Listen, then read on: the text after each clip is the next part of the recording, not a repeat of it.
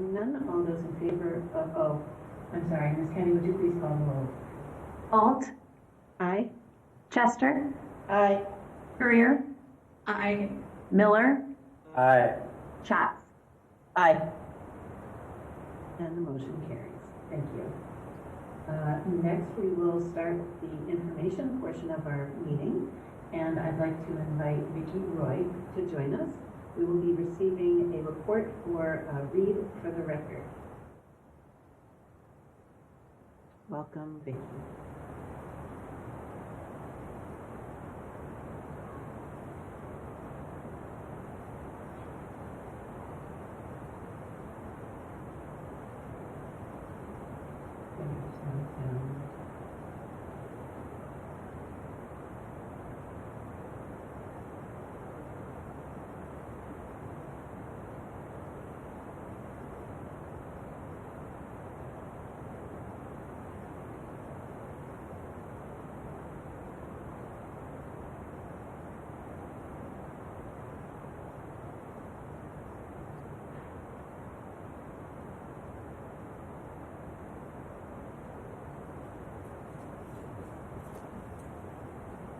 I'm not hearing anything. Yeah. No, we're missing sound.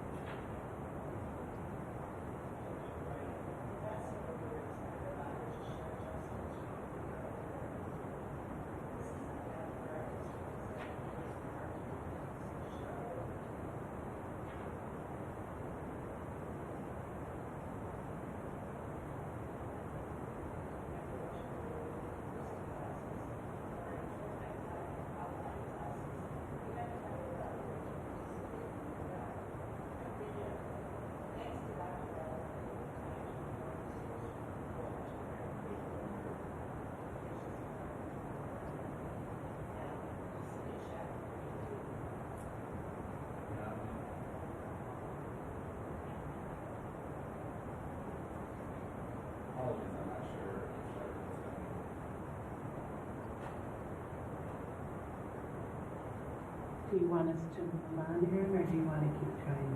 I think that's probably best at this point. I'm not sure what's going to happen with the sound there, so we'll have to share that separately, and we'll put that online as well. That'd be great, thank you. We appreciate, I know as part of this report, Vicki always shares how many people participated in Read for the Record. And Dr. Battle, I know I saw you participating, and there were many other community members that supported Read for the Record. So we'll look forward to being able to see that video shortly. Next, I'd like to invite Lisa Ryder, Executive Director of Business Services, and Dennis Fogelin, with Principal Clerk and Larson Allen. We will be receiving a report on the audit for FY20. Welcome, Dennis, and welcome, Lisa. Thank you, Chair Alt, Board Director, Superintendent Battle. Tonight we have with us Robin Pickle, our 191 Director of Finance, and Dennis Fugavine, our Principal at Clifton Larson Allen, the firm which conducted our 2019-2020 financial audit this summer and fall. Robin and I are available to respond as needed. However, at this time, I will turn the presentation to Dennis while I prepare the slides for viewing. Thank you, Lisa. Thank you, everyone, for inviting me. I would much prefer to be there in person with you, but the times being what they are, I'm assuming everyone can hear me fine. Thank you for the head nods. Always like to start by thanking the people who do the heavy lifting with the audit, Robin and her finance team, and Lisa, of course. I think it's fair to say, I did not check with Robin before I say this, but I think it's fair to say that no one would choose to do an audit virtually. I'm hoping that by the time the audit rolls around again next year that we are back to doing it normal and in person. It's just not the same experience as doing it in person. It's a lot more work. It's a lot more burden, I think, on the business office staff. and so we would hope to be back to normal. So we really appreciate all the extra effort that the office had to put into that audit this year. Much like my wife, who is a school teacher, she would much prefer to be in her classroom as well, but you make the best of the situation, right? And make the best of the situation, and that's what they did. The business office rose to the challenge, and we really appreciate all the hard work, as I said. So tonight what we're going to do is review the audit results, as Lisa said. What we do is, as you recall, we take the high points from the executive audit summary. Our executive audit summary is in our opinion, the highlights of what we think we want to communicate to you as the school board.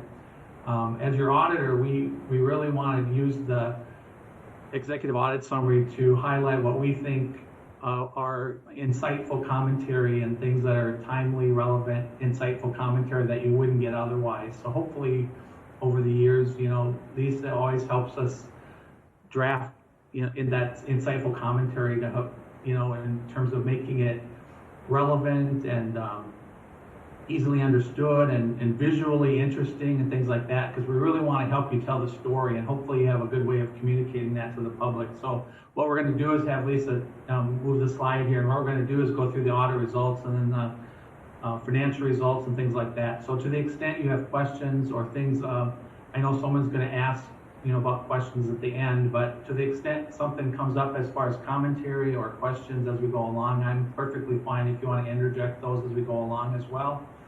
Because if something comes into your mind, it's more than likely something that has occurred to someone else as well. So feel free to do that if you don't mind. Of course, the main thing that you're hiring an auditor to do is to come in and give an opinion on the CAFR itself. Of course, the district for years has held itself to a much higher standard than you would have to by putting together a comprehensive annual financial report. That's an acronym that we call the CAFR. You submit that to the ASBO Certificate of Excellence program through the ASBO Foundation. We fully expect that this year's submission will once again qualify for the ASBO Certificate of Excellence in Financial Reporting.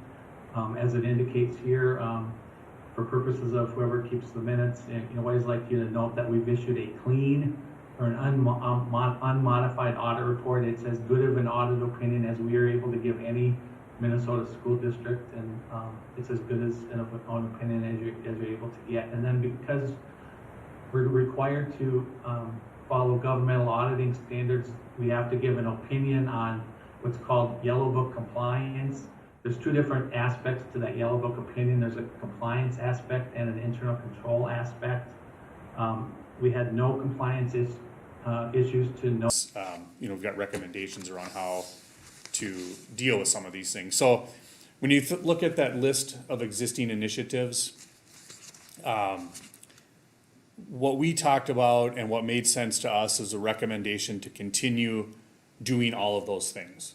And the reason for that is because most of those things are funded and administered by other entities. And so when we talked last time, one of the big goals was, this idea that we would be leveraging outside funding and other administrative capacity to do as much as we can in Burnsville.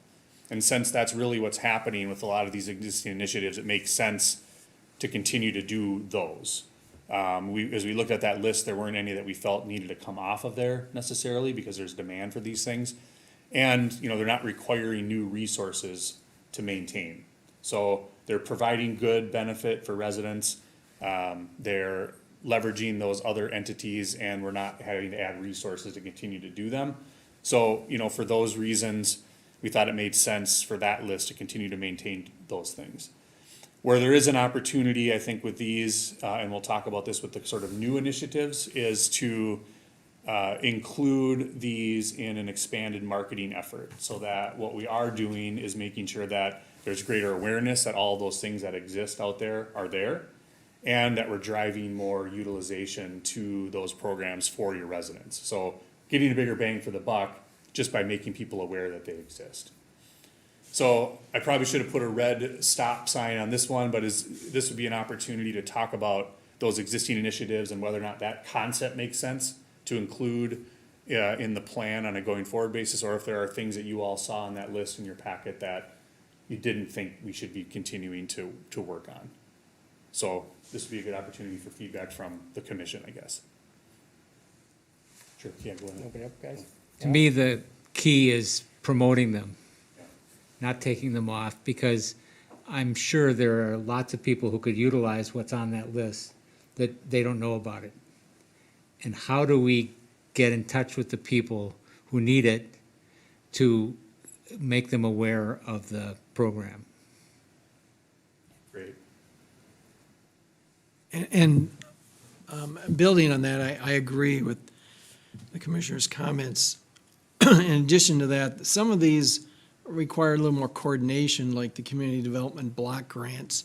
That would be something we would initiate, or staff would initiate. That'd be interesting to see, because those are hugely beneficial at 50% discounts on of the base cost. That's amazing. I wasn't aware of that. And that's all about reinvesting in the Burnsville aging housing stock. We're right in that sweet spot.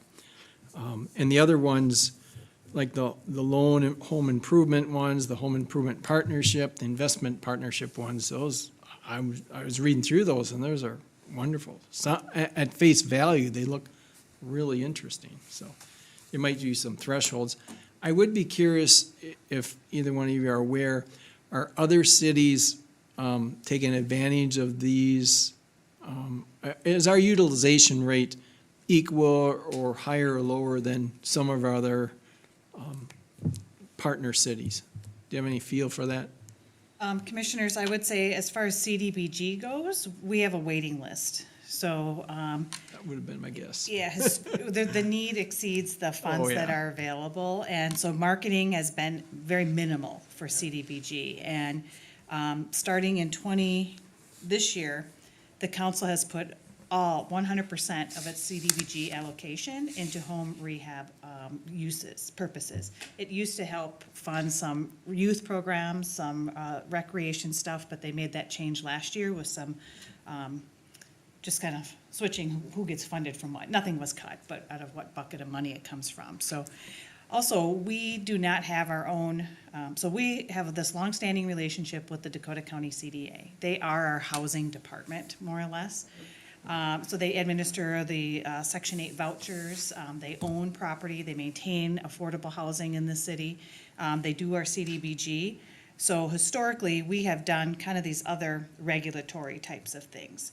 So other cities have their own active HRAs in-house. If you look at St. Louis Park, you look at that's what I Brooklyn thought. Park, you look at other cities that Jason works very closely with too, I'm sure. So they have more robust programs because they're administering these programs. They have funding that they can leverage on top of their CDBG funds or their own levy that they choose to use for that purpose, right? Because they are doing that. Our economic development authority can undertake housing activities, but in the past, we have chosen not to use it for housing programs because we relied on the CDA. So that's part of what this discussion is when we think about what we should be doing and doing more and meeting unmet needs. And we'll get into the resource piece later. But other cities, I believe, are doing more and have more because they've made that a priority, or they are at a different place than we are. These are mostly older communities too, I would add. I don't know if you want to add to that with your experience. No, I think that's good, and some of these, this mask thing, some of these, I'll be glad when we don't have to do this anymore. All of us. So, I think that's right. I mean, and on the utilization of some of the other things for Minnesota Housing or even the CDA, I mean, one of the things we can look at is where is that utilization rate? Folks that want to access Minnesota Housing's dollars don't even need to go through the city, they just can go right to them to do that. So, we don't often know, but we may have a way to find out about that if they track, by municipality, how much of is being utilized. And that might even be helpful, what I wrote down here is a measurement tool as we think about this, right? Are we increasing that, by virtue of our efforts, marketing these programs? And I don't know if we can do that, but it's something we can look at. The point of marketing, there's no sense in if there's a line already, no sense in making it longer. It just frustrates the citizens. Sure. Yeah, no, that's a good point. Other thoughts about that? So it sounds like we're kind of going in the direction of maintaining those existing initiatives and marketing kind of being the big thing that would be a change, not a change, but an additive, I guess I'll call it to that. Okay. And again, always feel free to just stop me. Mr. Chair, Yes. Commissioner behind you had a comment or question. I can't believe you didn't see me. My back's behind. You know, this that we're talking about specifically is about home improvement. And there's so much here that's overwhelming. So for our conversation tonight, can we just focus specifically on the ones related to home improvement? And there's only about a handful of them, it looks like, from what I can see. One more. These, Yes. yeah. You got So tips these and are the programs that are specific for home improvement as opposed to housing development that we have in our comp plan. Yeah. So when we talk about the CDA administered, so they administer our CDBG program, we get a little under $300,000 a year for that. The CDA also has a home improvement loan program that they use some of their resources. They, like the city, can do TIF districts, housing TIF districts, so they have kind of different pots of money. So that's one source for their program. These are all income qualified. So you have to be low to moderate income to qualify for these, kind of depending on which program you're applying for. Same thing with the MHFA home rehab loan. Those are available through multiple vendors, I'll say. But the CDA is our main vendor. You know, when somebody calls and needs some housing assistance, what do you have? We refer them to the CDA. We don't refer them to this bank or this nonprofit. We just, and that's part of the marketing that we're talking about, where we know we can improve on to give folks more options and to get some of that, more of that money. Actual costs that they were incurring happened with both employee salaries and employee benefits. And they got to the end of the year and it failed them miserably and they plunged their district into statutory operating debt. That did not happen in this case, but because, you know, the opposite happened where you ended up better off than what you needed to maybe have. But I would argue any day of the week that the situation is better in this regard. You'd rather come out better than worse off. So it can happen both ways. Like, unfortunately, because of the amount of time that it happened from when those situations had happened, I couldn't Google and go back and find, you know, the historical reference to provide. But I know it has happened, and the district isn't that far in terms of how far, you know, neighboring district wasn't too far away where that had happened. But okay, next slide. Food service fund. And we're going to look, I think there's another slide related to the actual meal service, but significantly impacted in terms of the number of meals, but the actual outcome itself was actually pretty good in terms of the amount of funding that was available for the meals that were served. So you can see that the actual outcome of the fund itself was actually pretty good. It's pretty stable in terms of the outcome was actually surprisingly better for what the outcome was related to COVID-19. And then the outcome for the community service fund was very good, and that really had nothing to do, as I understand it, related to COVID-19, just because, as you'll recall, the community education program really has made strides in terms of turning that around. As you'll recall, we've discussed over the years programmatically making some changes to make sure that the program offerings were in line with what people were asking them to provide, and then making sure the costs are lined up with what the program offerings were generating, the revenues and things like that. So obviously that had turned around very well, regardless of what happened those last 3 months, whatever of the fiscal year. So very good turnaround in terms of the community education program. So capital projects funds kind of on a self-sustaining basis, doing as intended. And then the debt service fund, same thing. You know, you levy what you need for debt service requirements, and then there's mechanisms in place to make sure you don't accumulate too much fund balance in your debt service fund. The other funds, the internal service funds, are working as intended to keep your insurance rates very stable for both dental and health benefits, the retirement benefits. All those things reflect very good, proper planning to keep things as a relief valve for the general fund. So everything's working as intended, so it's all good to see. In terms of the general fund historical 5-year perspective on the next slide. Here we go. Just kind of looking back, you'll recall that as the district's enrollment has declined, the board has had to make those tough decisions. And as you'll recall, I've told you one of the things I've enjoyed watching over the years is that you haven't been afraid to make those tough decisions, that you've had to right size things, and you've made the tough calls about when to make investments. Your public has been very supportive of you in terms of supporting you with the referendum, but you haven't been afraid to make those tough calls. As enrollments declined, you've made the tough calls with the buildings. You've balanced out making decisions with when to reduce fund balance. You've had the ability to trust the numbers in terms of the budget to actual outcomes and things like that. So it's all been a balancing act. And so, all I can say is just keep that up, trust the numbers and keep making those tough judgments that you have to make. And there's not much else you can say. You have good outcomes, and you have to continue to make those tough judgments as they come at you. In terms of the enrollment information over the last 5 years, it just reflects that the open enrollment continues to be an impact, but again, you've been reacting to it and making decisions as you need to right size things as needed. That's an important element of any school district is right sizing things as those judgments need to be made. The next slide is just a 5-year historical perspective on the revenue sources, and I was beginning to wonder if I was ever going to see a period of time where I could put together a 5-year graph where there were no accounting gimmicks being reflected in the 5 graph. And this is the second year in a row where we don't have any accounting gimmicks from the legislature reflected in the graph.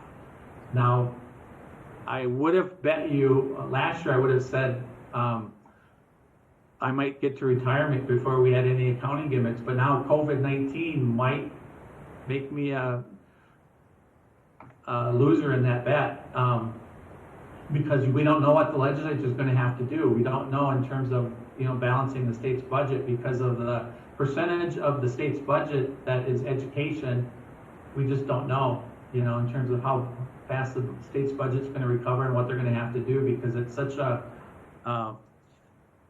easy way to go as far as withholding, whether the tax shift or the withholding of aid and things like that. So it's going to be interesting to see what they come up with in the next legislative session. But I always think that's interesting. I always like to point out that I generally think that people find it interesting that the true percentage of funding that comes from the state, I think people perceive it differently. And I realize, sometimes people like to say, well, it's still taxpayer money, regardless of whether it's coming from the state or the local taxpayer. But I think people get my point, though, is that whether it's coming from my local pocket out of my real estate taxes that I pay on my home versus the state, I get that point. But I think people understand the point I'm making is I think they feel it's different than what it really is when it's coming from the state coffers. But anyway, and then the next slide is what I was making the point earlier in terms of the breakdown of the budget variance on the expenditure side. So if you really dig into those details, you can kind of see it here as far as the 5.4 million or the 4.09%. The capital of 866,000 of that right off the top is strictly timing differences on capital expenditures, and then $1 million of it, or 1.1 million of it, is purchase services, which is more than likely timing differences as well, related to a lot of it COVID-19 things that simply just didn't occur at the time because of the timing of things that didn't occur with all the things that happened with distance learning and whatnot. And I've heard maybe the percentage could be like a 60-40 kind of a split kind of a thing, but who knows? But I'm guessing you're going to see when you do the budget update for fiscal 21, the mid-year budget update, you're gonna get a more detailed breakdown of how much of that you're gonna be able to recapture in terms of that budget update and get a better sense for how much of that can be taken back into the budget, so.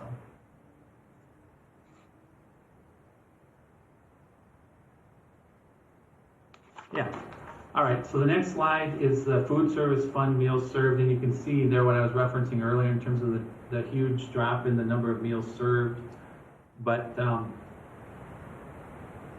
again, totally related to the impact of COVID-19, but again, remarkable in terms of what the balancing act that the fund was able to do in terms of the impact on fund balance, you know, keeping it on in such an even keel and balancing out the expenditures with the revenues that were available. I realize the funding for some of the meals with the summer program and whatnot was a little bit higher and stuff like that, but I think they did a good job of maintaining a good balance there. So, and then we do provide the breakdown of the full price, reduced price, and free meals there, which that did include the breakfast program, but it's relatively constant, you know, with what it had been in prior years. So. The next slide is just looking at expenditures per ADM, and I know it would be interesting to be able to compare fiscal year 2020 to other districts, but again, that data, which is profiles data, won't be published until next year by the Department of Ed. So the apples to apples comparison is for 2019 is in the middle column there for Burnsville. One of the byproducts, I think, of the implementation of GASB 84, unfortunately, is that it's grossing up some of the numbers in fiscal year 20, unfortunately. I think one of the things is like, I think maybe that's like district and school administration, and certainly Lisa or Robin can correct me if I'm wrong, but I think that's one of the numbers that got grossed up in fiscal year 20, unfortunately. That's one of the numbers you wouldn't choose to have grossed up if you had a choice. And I could be wrong, but Lisa, isn't that where like flex benefits maybe got grossed up, unfortunately? The flex benefits falls into that category, yes. So both revenue and expenditures increased for this year. Yeah, so that's unfortunate, because that's not where you would choose to, you know, through no fault of anyone's, you know, you wouldn't choose to want administration or what that particular line to get grossed up just because you had to report that way to the Department of Ed. But anyway, the good news is every district in the state, for comparative purpose next year, everyone's going to be reporting it the same way. So it'll all be relative, you know, that all districts are reporting it the same way. So that'll be the good news. But it kind of sticks out this year when you're the only district reporting. It's not an apples to apples comparison. That's the only reason I wanted to kind of point it out. Your district didn't all of a sudden invest in administration or something. That's why I wanted to point it out. I think the other one I was going to point out is that always kind of jumps at me is operations and maintenance, because you're grandfathered in or something for LTFM or something, right? So Correct. You're going to always have a higher number on that line because you're allowed to do things that other districts aren't able to do in that particular category. But anyway, but I still think it's still interesting to kind of point some of these things out. But all right, next slide is just to say thank you for allowing us to serve the district. It's always been a great working relationship. Our audit staff really enjoy working with your team of people, and we really appreciate it. So with that, that's what we wanted to review with you. So I guess I'll turn it back over to you guys. Great, thank you very much, Dennis. Board members, are there questions or comments? Dr. Schatz? Thank you. I appreciate the report. It's always really comforting and exciting to know that we are really being so fiscally responsible. And again, I agree. A huge shout out to our business department, our accounting departments for all the hard work that they do. That it's I know our district finances are in really great hands, and that is, especially in these uncertain times, that's a really great place to be.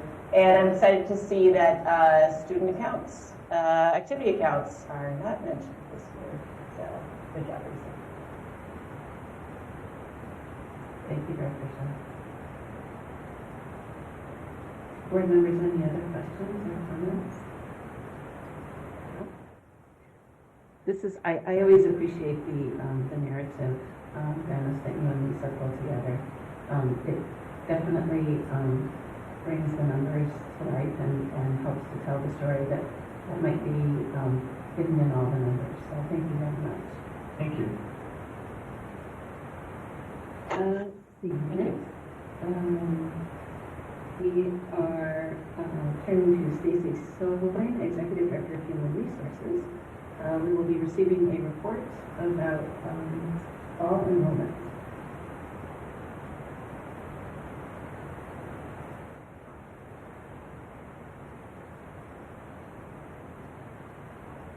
Good evening, Cheryl, Dr. Battle, members of the board. More numbers. Can hardly contain my excitement as we move in through all of this. Each November, we bring to you an enrollment report that reflects our October 1 student counts, which were mandated to report to the state. It provides them with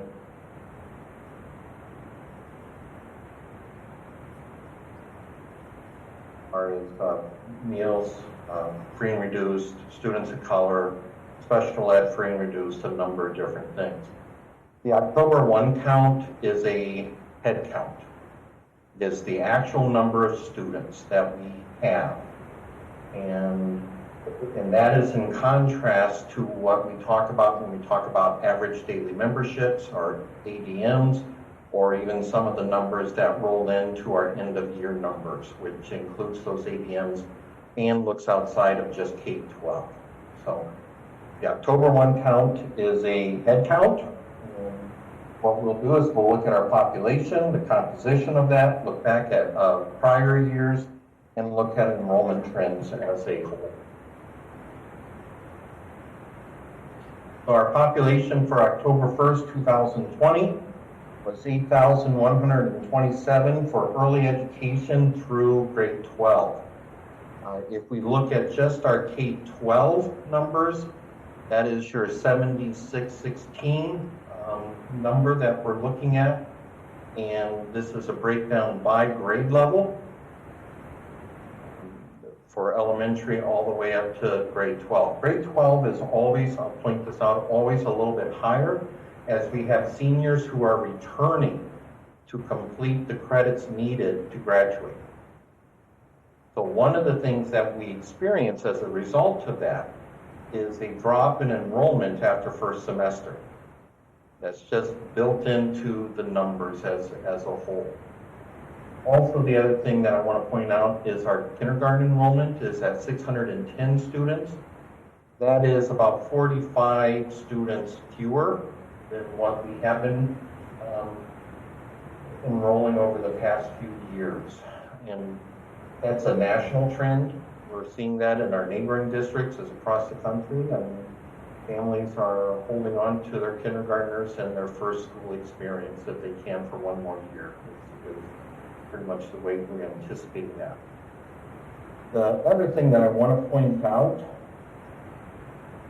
is starting with grade 4, for purposes of staffing, we were keeping track of incoming classes of kindergarten, and we're able to build in projections as far as rolling up for staffing purposes.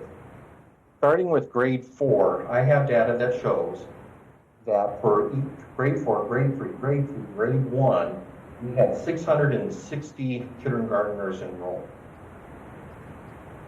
So if I had 660 kindergartners enrolled, by the time they're at 4th grade, I've lost 140 of them. This is reflected in our open enrollment issue that we will discuss or show you in a little bit. But each grade level, after the students come in, I lose on average 30 students per grade level each year. So, again, we talked briefly about our fall enrollment, end of year enrollment. Just I'll point out one of the numbers that we did talk about last spring with our budget was 7606. That was our end of year enrollment that we were using that didn't include ADMs, that was just K-12 for budgeting and staffing purposes. We're at 7616 right now. Again, we're going to see probably a dip of about 50 seniors typically at the end of first semester. So we are probably going to end up somewhere around 7560, 7570 for our end of year enrollment.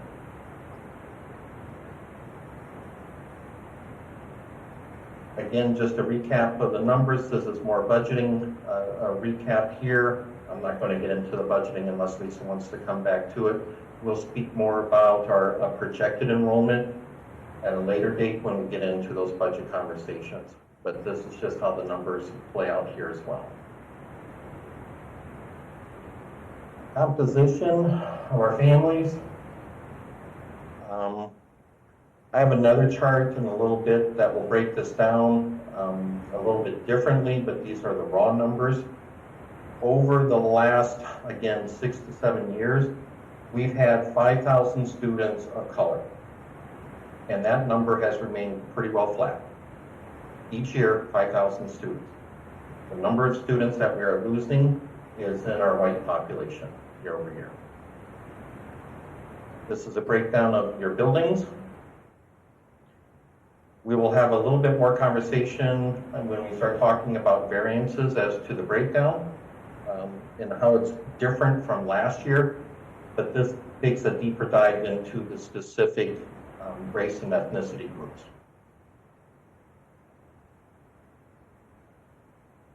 Special education has sat around that 15% pretty much across the district. Again, that's a very stable number for us. LEP, our English language learners, district average is 19%. We expect a higher number at the elementary within their first years of academic language, beyond social language. By the time students reach secondary, we expect them or hope that they are moving forward and moving on. Free and reduced. Free and reduced this year, it's an anomaly for us. We are down a lot, I believe by almost 1,200 off the top of my head as far as families being served with free and reduced meals. A lot of that may have to do with the number of students that are enrolled in our virtual academy, our online programming. For families that aren't coming into the school buildings may not see the need to apply for additional services for free and reduced meals and therefore aren't applying. But that is an area that we have seen a steep decline.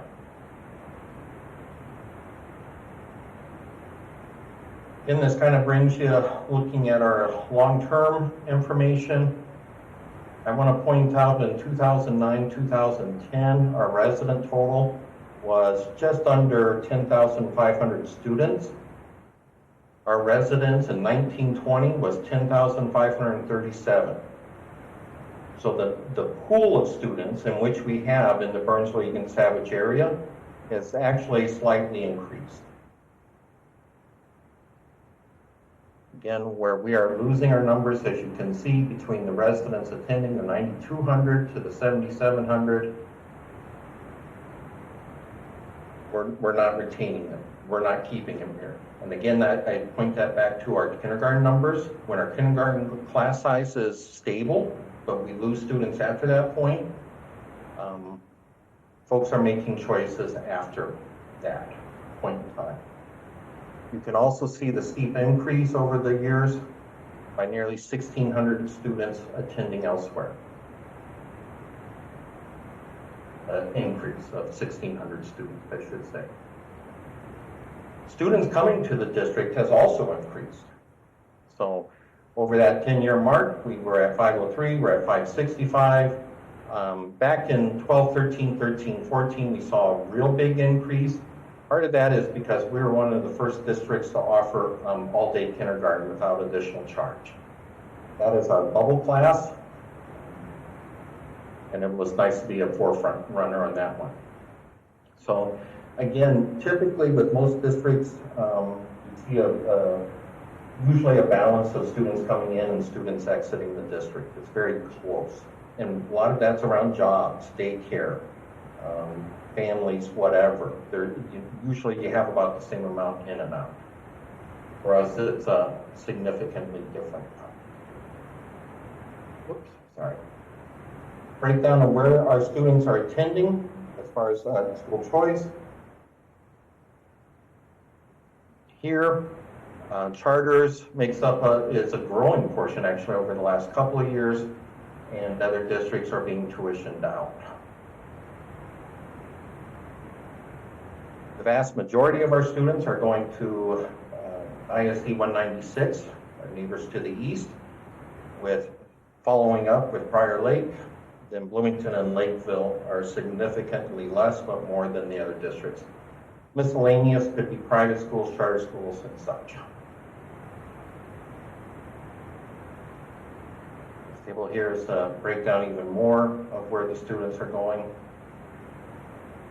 Again, just to point out, when we have the 1920, we do an October 1 count to where we report to the state, but the information is being cleaned up and compiled from all the districts, and that happens all the way through December. So when we're looking at our enrollment out and where they go, that data is a year behind.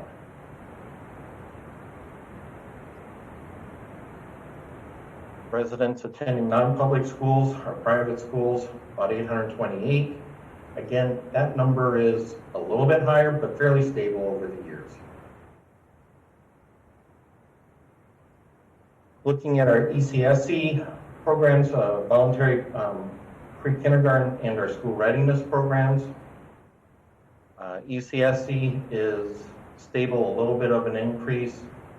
VPK this year, because of much like our kindergarten, is down a little bit. School readiness, because that is a fee-based program, has steadily seen a decline as well, especially with the option of a state-funded VPK available to them. Enrollment, over the 2 years in our elementary buildings, again, we closed M.W. Savage and Sioux Trail. Students were redistributed to the other buildings. Our largest buildings, Harry Bishop, Hidden Valley, William Byrne, all saw fairly significant increases in their enrollment. Sky Oaks stayed fairly flat. Vista View, Edmeal, Ron, pretty stable within their capacity as a whole. The challenge this year with building capacity, again, with COVID, social spacing. Fortunately, in that case, we have Virtual Academy, which helped offset a lot of that. High school, slight decline. Eagle Ridge and incline, both Eagle Ridge and Nicollet, we saw significant increases. Your 5-year trend, again, the number of students in which we have living within our district is fairly flat. We are losing students by choice. Open enrollment is by choice. I talked briefly earlier that our students of color over the last few years has remained right around 5,000. So just above this line here, all down would be the breakup of your different students, and your white students is what is declining overall. And special ed, fairly stable even with the decline in enrollment, around 15%. LAP students also just kind of bumps up somewhere between 16 to 20%, is fairly stable as well. Free and reduced meals, again, you can kind of see that significant drop here from 4,300 down to 2,900. I said 1,200 is closer to 1,400 students, families that are students that have not applied. And that was a race around the track for enrollment numbers. That was a good race. Thank you, Stacy. Board members, any questions, comments? You might have to wave at me because we have so many people. I'm not, Director Miller, I see you wave. Yeah, I'll jump in. First, a couple of clarifications. Stacy, if I go back to slide 17 pie chart. So you had just quickly gone around with Rosemont, 196 being the largest. And when you wrapped up with the miscellaneous other 179, I think you said charter private, which actually doesn't, I think you meant, correct me if I heard you wrong, but that actually, if you go to the table on the next slide, the 179 is a standalone category of miscellaneous other. I don't really need a whole explanation. I'm just curious, a couple of examples that would fall into that. Is it just any number of, because those would be true public schools. Those would be public schools, right. If I said that those were part of the private schools, that isn't. Those are where students are reported to other public schools. Okay. Then on the charter block below, I'm just a little curious about Aspen Academy. That seems to have significantly grown in the last 5 years. Is there a backstory to that? And then maybe you're not the right one to completely answer that. Is there a specific population or some driving force or something going on there? Is that something we need to be worried about or address directly? Or It is located near us. It is in Fair Lake. yeah. Okay, so it's all right. I thought that's the one. It's one on 13. Okay, so it's pulling from our Savage residents more than 130. Okay. So go then back up to the grade level table, bar chart table, slide 5, I guess, and you mentioned the 771 grade 12 is unusually high. That's typical as you have some returning students. Is that typical of the unusualness of it? Because I'm showing if you take the population bodies before that running an average of 570, so you know we're a good couple of hundred above the average. Is that pretty typical, or is it your bounce back usually more like 50 or something? You have the students, the seniors who are returning for credits. Also, starting in 10th grade, 10th, 11th grade, you have not only the high school, you have the alternative high school. So you're also attracting potentially seniors from other districts as well that are in credit recovery. But I think would it not be fair to say that the 771 is taking all those outliers, those outside impact events, it's still that grade 12 is still a higher population than the following grade. Is that correct? Well, as far as the student count this year, yes, but each year it is. Your 605 number next fall will be probably closer to 700 as well. That 11th grade of 605 will increase as well. Yep. Yeah, I understand that, but it won't increase to 770 necessarily, right? Yeah, probably not that high. Well, Yeah. last year was 768, and last year's 11th grade was 647. So it's very similar. Yeah. Okay, so I mean all right. Well, then the point I was going to make is, as we talk sometimes about potentiality of I know we settled this conversation a few meetings ago, but eventually needing another middle school. Just again, this chart tends to prove that you know the grades that are coming after the ones that are exiting our high school are down, and we have a lot of ground to make up.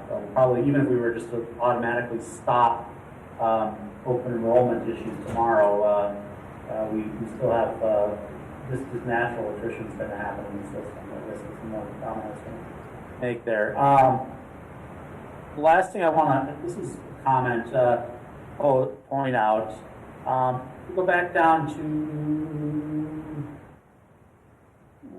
what was it? The ethnicity of the open enrollment.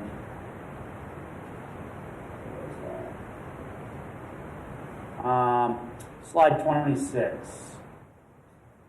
So we see this every year, and I think it just merits, again, for anybody that is actually listening or watches this later on, to point out the fact that we have an open enrollment problem, obviously. The declining number is in the white ethnicity category. In fact, if you look at the what they call black, not Hispanic category and the Hispanic categories, there's growth in those categories.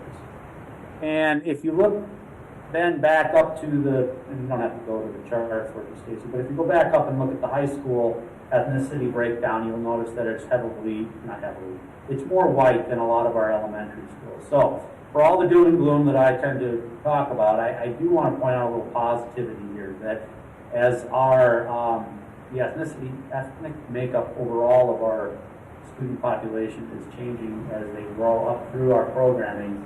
The mix is heavier with the ones that are growing in attendance in our district and not enrolling out. So there would appear to me, looking at the numbers, a stemming of the bleeding at some point in the future. Maybe not as soon as we would like to see, but somewhat in the future. I hope you followed my logic on that. But that's just a statement for everybody listening. All right, I think that's all I have to say. Thank you, Director Miller. Director Schatz? Thank you, Stacy. It's always such a interesting report and really important data for not only for us to know, for our staff to know, but our community at large as well. I have a couple questions about the.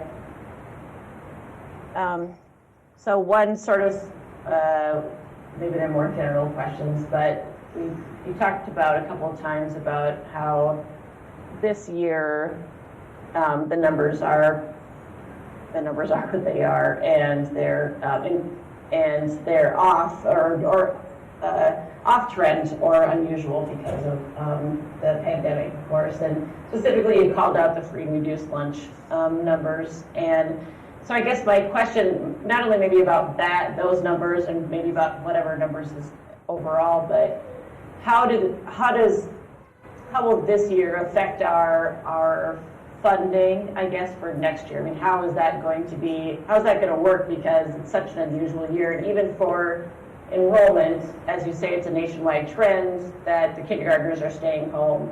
And so maybe it's two questions. One is how does it affect funding for next year from our governmental bodies, but also how does the board figure out how to calculate those numbers, for funding for our internal budgeting purposes for next year? So two really simple questions for you. They both sounded like they had a common theme around the money, so I'm going to turn it over to Lisa. Oh, good move, Stacey. So with regard to funding, the impact for the compensatory funding as a result of our numbers for free and reduced being down under current law, it will be problematic for us. There is conversation around that, and they've asked for enrollment projections for the November forecast for the legislature. So we know it's on their radar. They understand that this is something that's just not ISD 191. It's statewide. It's indicative of our current environment with COVID. I'm sorry, I didn't catch the second question fully. Well, it was more about, we as the board, then as we set our, coming into budget season, we're setting some budget numbers around our expected enrollment and things like that. And I guess this is where, Stacey, I'm going to loop you back into the conversation about how do we figure out, staffing? What should we be projecting for enrollment numbers for next year? Do we expect those kindergartners to float back into first grade? Things like that. And I'm not, of course, expecting crystal ball, for you to know what's going to happen, but what can we be thinking of to put a little framework around that, those discussions?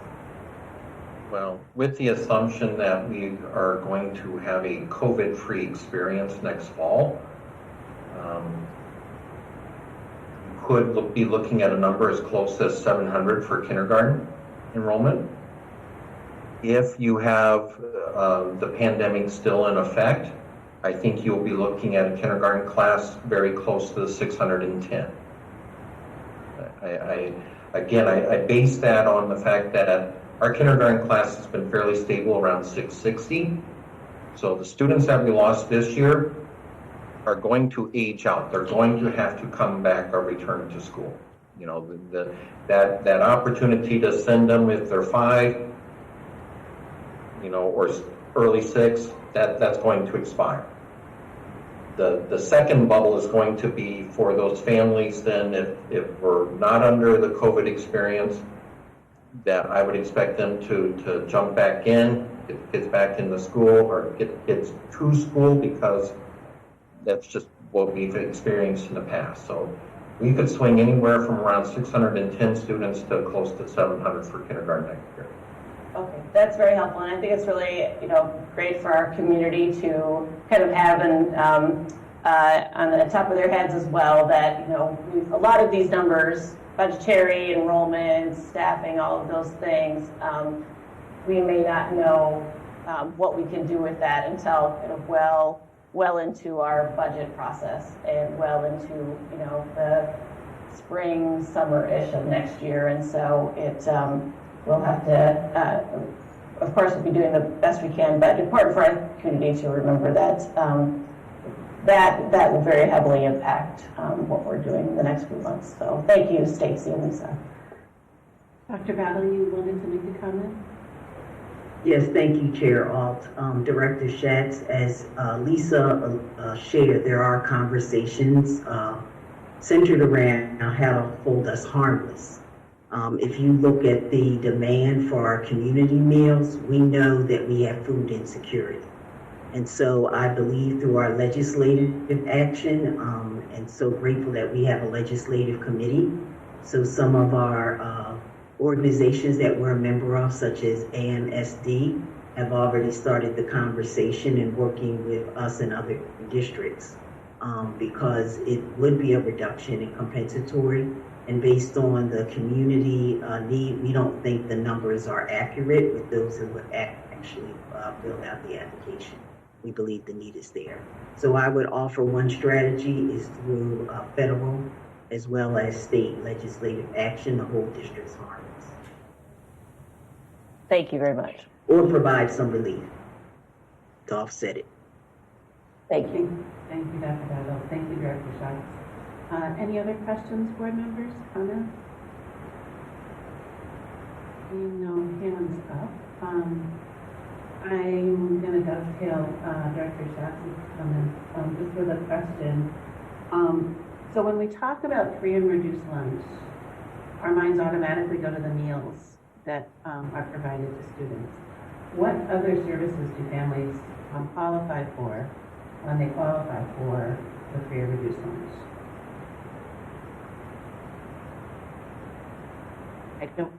Lisa or Stacy? If I may.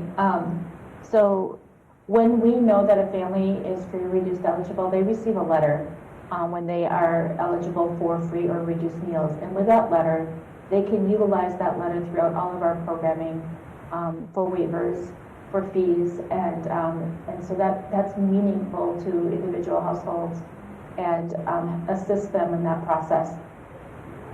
As a district, those numbers are oftentimes utilized for funding of title federal funds as well as our compensatory state funds. And so they become kind of the base and crux of some of that other additional funding that we receive. And it's imperative that something be acknowledged with regard to the impact of COVID on this year for all of the schools in the state of Minnesota, because it will be very impactful for districts and particularly for ours. And I would also, I agree, I completely agree that, you know, the legislative conversations need to happen at the state and federal level. I would also say that, you know, we have some local control as well. I know that, can you guys hear me? Hear me? Okay. It looked like I was dropping out.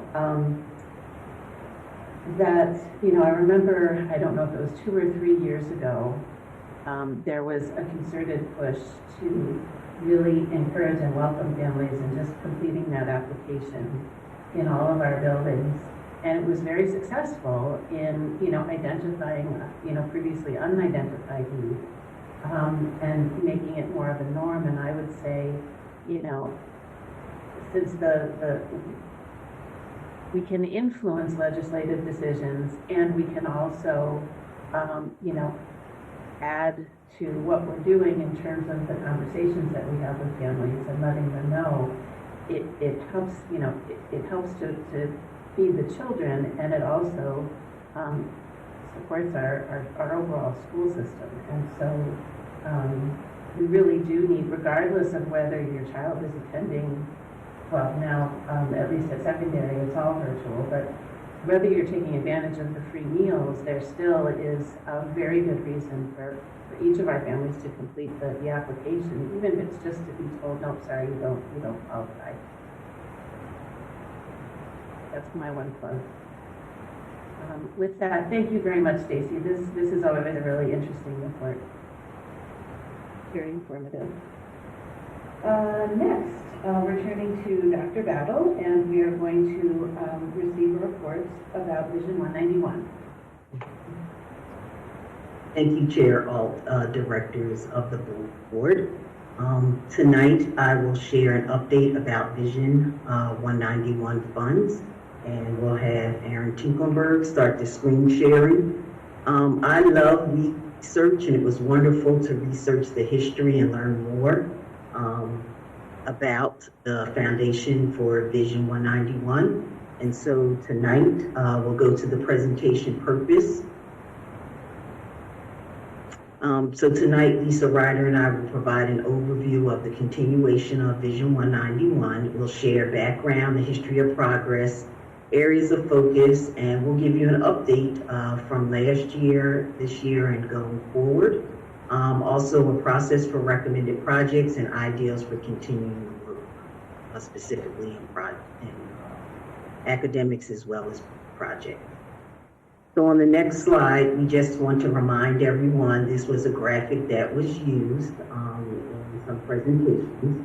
So Vision 191 was a plan to redesign our district to meet the needs of today's students. Although the referendum was about money for building and technology, the changes to our schools were about meeting those needs in 2 major ways. First was ensuring that each student was prepared to succeed in the future. We now know this is part of our mission, Future Ready, and doing so in the context of the whole family and support from our wonderful communities that we serve. We have this now in our mission, Community Strong.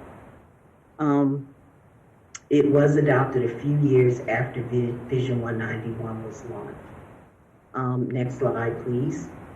So we have to recognize that the 2 referendum questions were very specific, and it was much more than about buildings, office space, and technology. It actually included elementary, middle, and high school educational programs to support learning at high levels. So those were the primary 3 areas. And so we look back on the referendum questions. So there was a question for the community to support funding to realign grades to be in K-5, 6, 8, and 9, 12. Repurposing the senior campus, which was in our Diamond Head Education Center.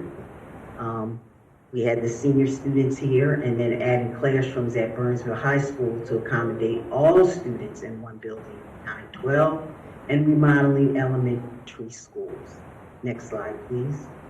Then we move on to also in question 1 was to build an activity center at Burnsville High School for extracurricular and community activities. Also to improve security at our schools and to relocate programs and offices to provide a more effective and efficient space. And so all of the central offices were spread out through the community, and with the referendum, they all are housed now primarily in Diamond Head Education Center. Moving on to question 2, there was a request for approval for $2.5 million per year for technology to equip classrooms with resources that will allow teachers and students to personalize learning. So you're really getting at that tailoring for each individual student. Also, there has to be, as we all know now, how much we've learned through COVID, you have to have ongoing training and support for teachers for using instructional technology in their classrooms. And lastly, to ensure district-wide infrastructure meets the needs of the business schools. Moving on, looking back at the Vision 191 journey, so I thank board members and members of my team and other staff who gave me history lessons. So February 2015, the voters approved the referendum. 2016-17, those building improvements were made. The consolidation of those central office support programs to Diamond Head. 2017-18 was the launch of the high school pathways, the middle school model, and the wonderful elementary maker spaces. As one parent of a kindergartner shared with me, maker spaces, that's where the magic happens. 2018-19, training for non-licensed staff for the technology, and the launch of district-wide projects for our culturally proficient school system, CPSSA. Next, we move on to an update for this year. Last year, we launched the pre-K-12 pathways, started that work, and this year is the first year of a 3-year plan. Last year, we involved our community at a community partner, Marnita's Table, where we had a lunch and learn, where there was an after school learn with Burnsville High School students, and we had a wonderful community-wide event where we had seniors to toddlers all come together on one night to share their commitment to the children and family. As you know, our wonderful high school students are so committed to community service. Still continue to pack meals for Brain Power. And then we have a very strong partnership with Burnsville Chamber that has continued, and this year was the first year the Burnsville Education Network held its first ever parent resource fair. And we have to really applaud our voters again for the technology levy approval. We were somewhat well poised to respond to COVID-19 in comparison to many districts across the state, because we had a one-to-one learning device for our high school and middle school students and a 2-to-1 for elementary. And I say it, we're well poised because what we found from COVID-19, it did illuminate some inequities. And so we did need to purchase learning devices for elementary students, so we would have a one-to-one living in instruction in a virtual environment. We also found that some of our employees did not have the tools to work remotely. We also found the inequity of access, and so that's why I would say well poised. So without that levy, I think we would have been in dire straits last spring. Next slide, please. Also, wanted to share one more thing about the, if we can go back one more, I'm sorry. Just the launch of the pre-K-12 pathways, wanted to mention that a really big part, initially with Vision 191, there was the hope to backwards map the pathways to elementary. And so last year with our launch of the pre-K-12 pathways, we've been able to start to fulfill that promise. And so we are organizing our K-5 schools in 4 pathways: visual and performing arts, math, design, and engineering, health, well-being, and social, emotional, and entrepreneurship. And full implementation will begin in 2021. We are redesigning our middle schools to have evidence-based practices, the adoption of common schedules, including a win time and specialist schedule that we were unable to do this year due to the social distancing and health protocols we needed. So we have been using those specialists for our hybrid learning. At the high school, we're developing four new new pathways: advanced manufacturing, cybersecurity, criminal justice, law enforcement, and corrections, and education. We are on track for our pathways implementation as of September.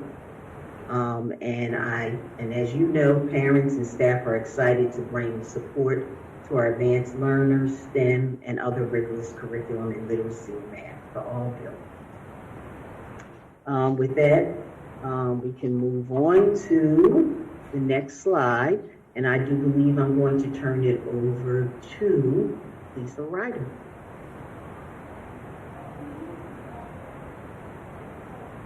Thank you, Dr. Battle. The process that we've used for recommending projects, we had buildings and office space ideas that came about from staff and a group then to review each idea. So we basically went to our leaders in our departments and buildings and asked for them to seek concepts and ideas of what it was that, knowing the purpose of the review and comment that was approved for this bond issuance, and what it is that was still maybe needed that might have been overlooked. Typically, think of it when you build a home. You build your home, you get it built, but then you start to realize some of the things that might need to be adjusted or fixed. And so those are the things that we were let's go back through and what is it that got missed kind of thing. That made sense. So as those ideas came forward, we then applied them against the review and comment list to see is it applicable here, or is it something else we need to address either through LTFM, capital means, or other means? And so with those, that required a group to review those, and that was the executive leadership team. The review and comment I mentioned, it was a report, a very long report that gave all the details of what it was we were planning to do with the $65 million that we asked for in the bond issuance. And so that review and comment was originally submitted to the Commissioner of Education in Minnesota, and the purpose of that was for them to sign off on it, essentially approve the fact that this made sense to them, and that we could then go forward with our election and with the voters' approval, then continue on with the whole plan. So as you see listed on this slide is a number of the various different things that were included in there in summary form. We go to the next slide. As of October 29th, 2020, our audit findings is complete, but I took a look at what was the cash balance as of October 2nd, and so that's what you're seeing here. In the bank for this particular fund was $1.9 million. So there's a little bit of a lag between the audit, because that's June 30th ending, but I wanted you to understand how much is actually in the bank as of October 2nd, and so that's what we have remaining in our Vision 191 funds, which is the remaining funds from the bond issuance that was voted on in February 2015. Next slide. So the conversation then rolls to, we have 1.9 million left, and we've basically gone through what I would call 2 rounds of reviewing what it was that was necessary. As we wrapped up at the high school, and I mentioned as an analogy to building a home, when we first finished up in May of 2017, I reported to the board at that time what it was that we knew we still had outstanding projects, and there were some major projects at that time to the tune of about $1.4 million that we needed to address. So that was round 1, and that got taken care of. And then the round 2 is where we implemented those conversations with principals and department leaders to identify what else, and that's where you found things like middle school furniture, for example, elementary media soft furniture, that those that didn't get that had the opportunity, additional security cameras. Can't tell you how many times we as we finalized things, and then as we shifted students around, and now even as we moved and closed 2 buildings, the need for certain cameras in certain positions and such is just an ongoing review, and so that's continuing. So those types of things are what I would consider round 2. So here we sit now. It's $1.9 million as of October 2nd, and what you see before you now are the recommended projects that we have identified for you at this time. Some of which you will see are actually in process. So those are essentially the first 3 for sure, yes, 4 actually, with the surveillance cameras as well. But you also see that there's some asterisks next to a few of the items. Those are items that are recommended by our Director of Operations, Properties and Transportation, Dave Lake, who is also in attendance tonight and can speak to any questions or details we may need. And then you see that there is some rows are colored a light green, and some are kind of a rose color, right? So the light green is referring to if this weren't a project completed with the funds remaining in the Vision 191 dollars, then where else could we address those issues and needs? And the ones that are in green would not be eligible for long-term facility maintenance, LTFM. And so we would need to look to our general fund, capital funds to make those things happen. And the things that you see down in the rose-colored area, those are areas that LTFM, long-term facility maintenance, may be of ability to use those funds. But in some cases, if it's new, you can't do LTFM then. So then we'd have to be looking for federal funds if it's available to us. Also included on this screen is a link to the review and comment. So if you go to the review and comment, you've got the whole book there then on this link. But if you go to page 12, that's where it begins to break down exactly the description of what was included in the review and comment initially. And page 15 tells you kind of the budgets that we laid out. So why do we have these funds left over? These funds are left over because of a few things. One is interest earned all along the way, right? Secondly, it's dollars that we didn't spend because we were able to come in under budget. And so it's a good problem to have, but at the same time, that's why they sit here, right? And I will say that we've delayed decisions on what to do with this in the past year, simply because of the conversations and the decisions that were in process by the board as to which buildings would be closed. And so we wanted to make sure we understood that too before we wrap these funds up. So what you see here is a list of recommendations that we believe, and in the second column, I guess it's the third column, it's the one that says RNC reference, it's the review and comment reference. And I'm referring to pages 12 through 15 on the review and comment, and under which number or letter do we believe this particular project falls under for eligibility to utilize these funds. And with that,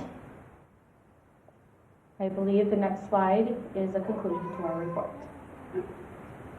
That concludes our report. Okay, thank you both. Board members, any comments or questions?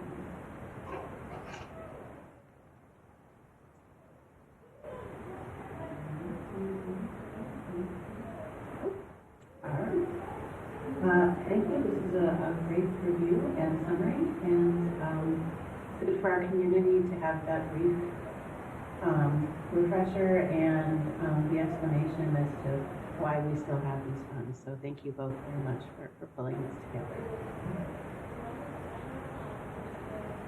Next, we're turning to Dr. Dowd's report on District 191's efforts to implement COVID-19 related educational and public health guidance issued by the MDE and MDH respectively. Dr. Bell. Thank you, Chair Alt and directors of the board.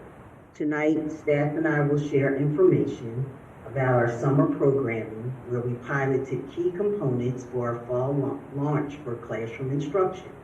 Also, I will share information related to our 2 counties data, Dakota and Scott County, our dashboard for learning model and decision-making process, our COVID-19 dashboard for our confirmed COVID-19 cases and quarantines for students and staff. Additionally, I will share details about our transition from hybrid to a distance learning model, and staff will share plans for activities and athletics.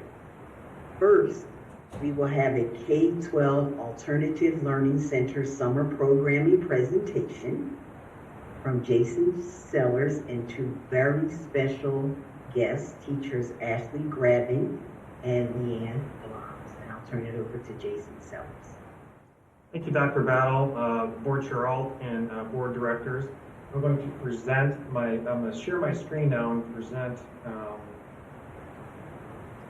what should be in your board packet already.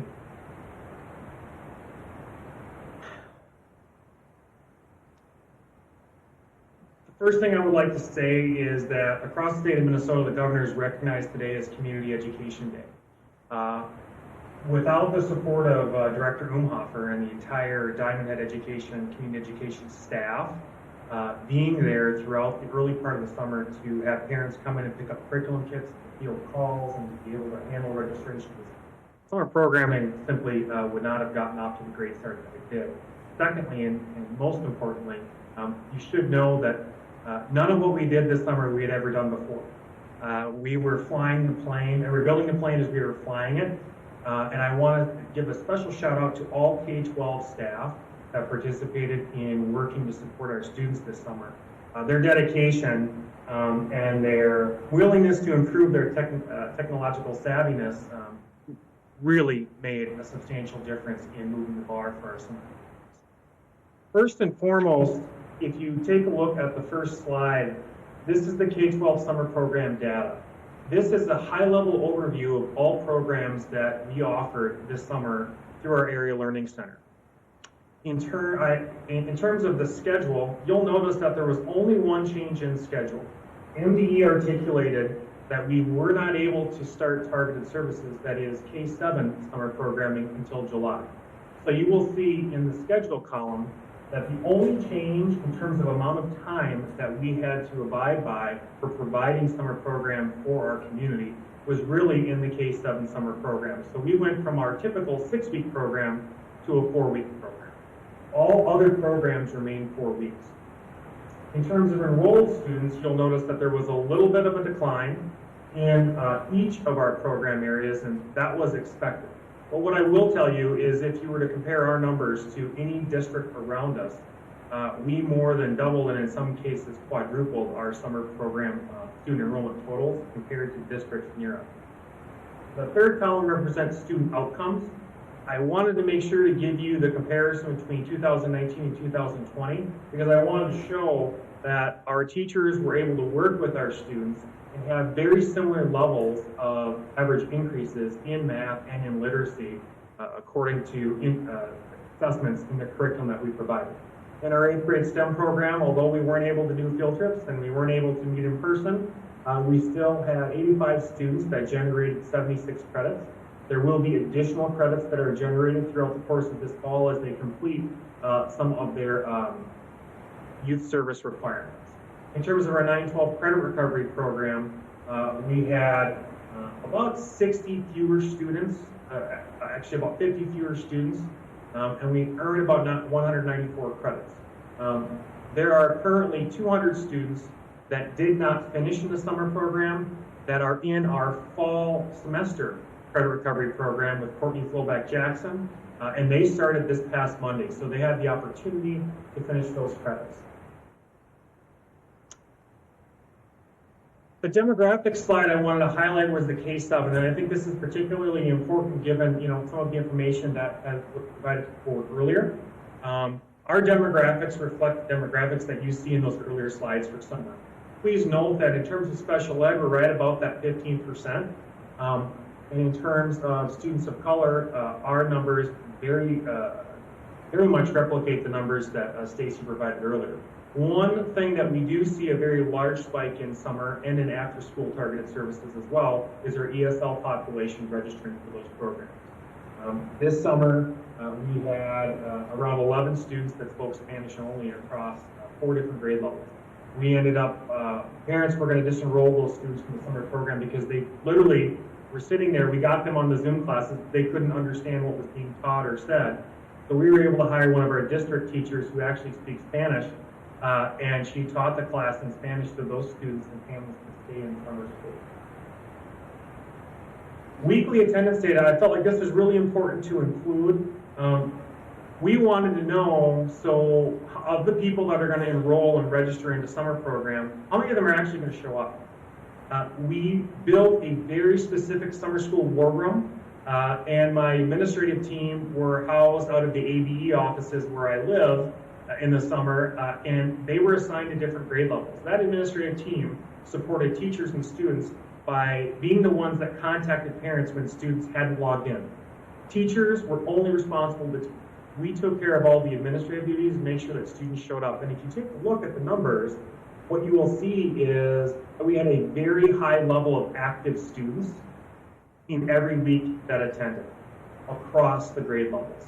And so that was something that we were very surprised to see, but it told us that we were being successful in how we were supporting teachers and students and families and getting them to class. We always do very significant surveys of our summer school and our after school programs. We not only do student surveys, we do parent surveys, and we do staff surveys. I've included the K7 program student survey feedback here. These are just a couple of the comments. One of my favorite comments was the student that indicated that, I really like when my teacher helped me because she helps me not quit when it's hard. And Dr. Battle attended a class or two this summer, and she can tell you that teachers really had those high expectations. Students really went out of their way to support them. The other thing we focus on in after school and in summer is teaching math and ELA, literacy, through science, through experiments, through hands-on, standards-aligned, engaging curriculum. In terms of the parent survey feedback, we received a lot of really positive feedback. We received almost no negative feedback. And I think this was in large part because of that war room that we established around our administrative team supporting families and students with any questions they needed. I can't tell you how many hotspots and Chromebooks we delivered to people's homes, showed them how to use them, made sure that the parents understood and the students understood so that they could hop on and they could attend classes.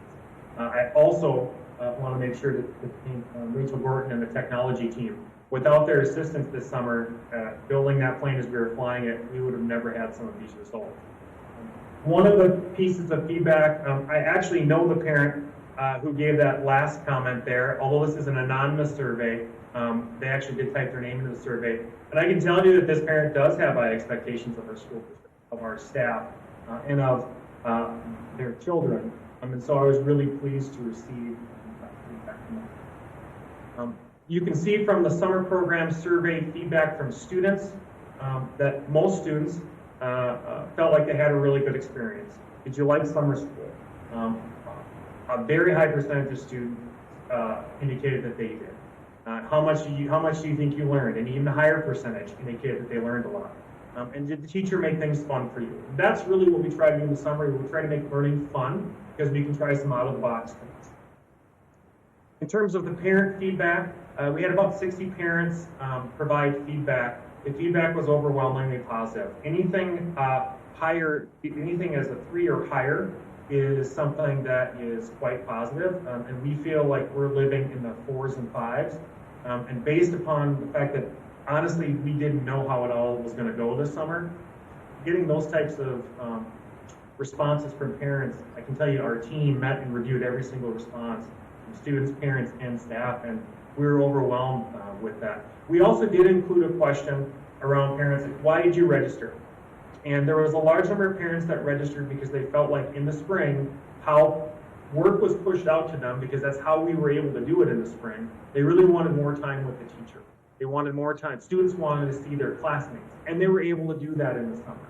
And with the support of the CISA department, we were able to help pilot some of these features and sort of be the guinea pig, so that in the fall, they could take some of what we did and learn to help implement learning even better for students.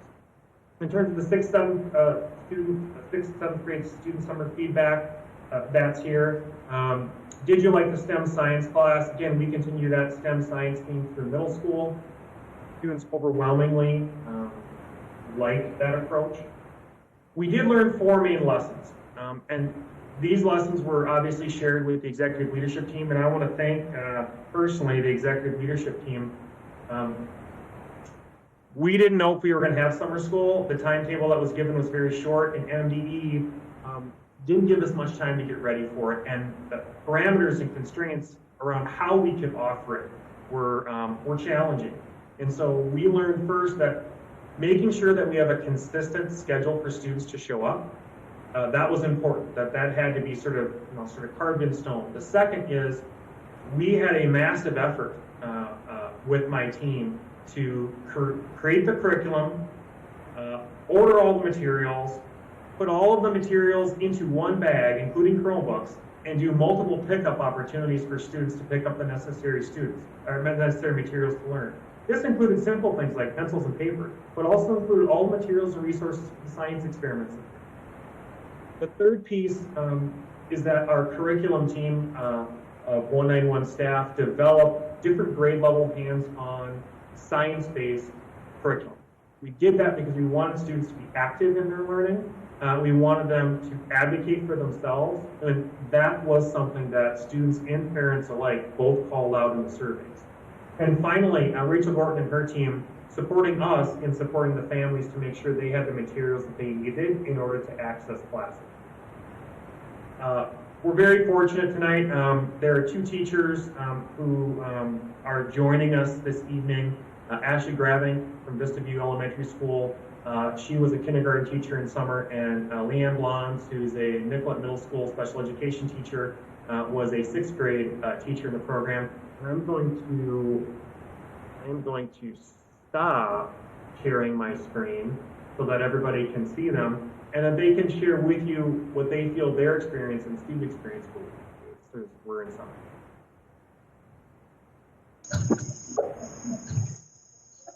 Hi, I am Ashley Graving. This year I am teaching kindergarten at Vista View Elementary.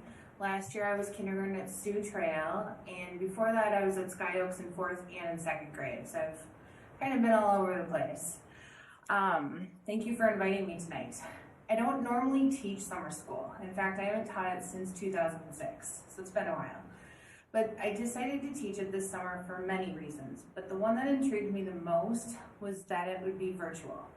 I could speak for a long time about how awesome summer school was, but I'll try to make it somewhat short for you.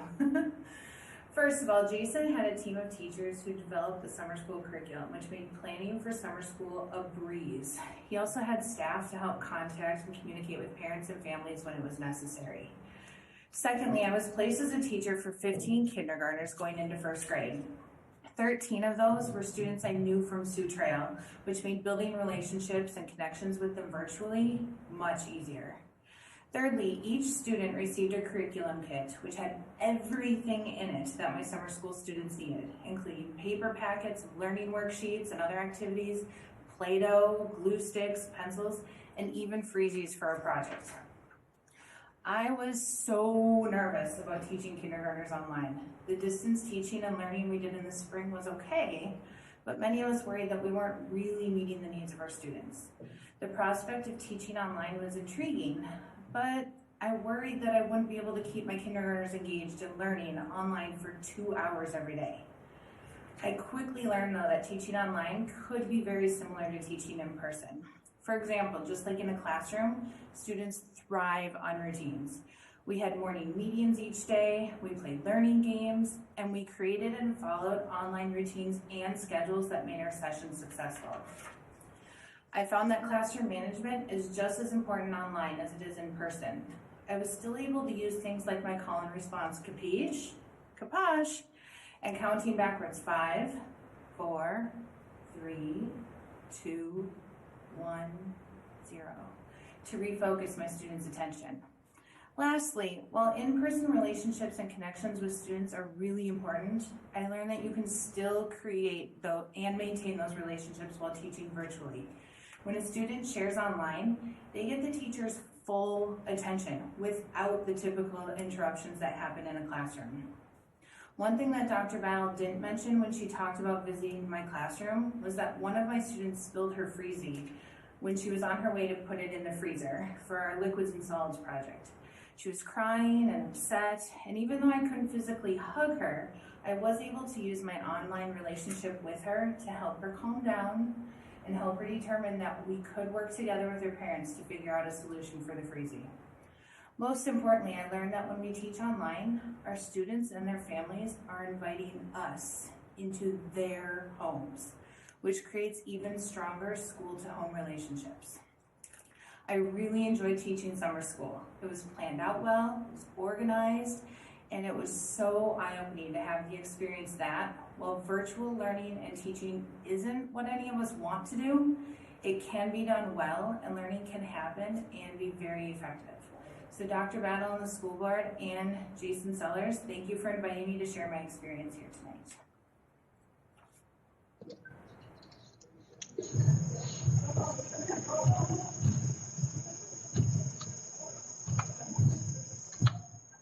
Okay, let's see. All right, is it my turn? Yes, Leanne, we can hear you, but we can't see you. Oh, I turned on the video. Oh, boy. Were you able to see me earlier? Yes, but we can hear you if you want to go. Well, I will go. Maybe the video is lagging just a little bit. We can see you now. Okay, I'm on a landline, so I thought it would work a little bit better. All right, so thank you everybody for letting me share tonight. This was my fourth summer doing summer school, my second year under Jason's leadership, and I have to tell you that every year I've had a great experience, but the reason why I wanted to do summer school this past year was to really get good at being a digital teacher. During the school year, I'm a special ed teacher, so I have a lot of different responsibilities besides just teaching.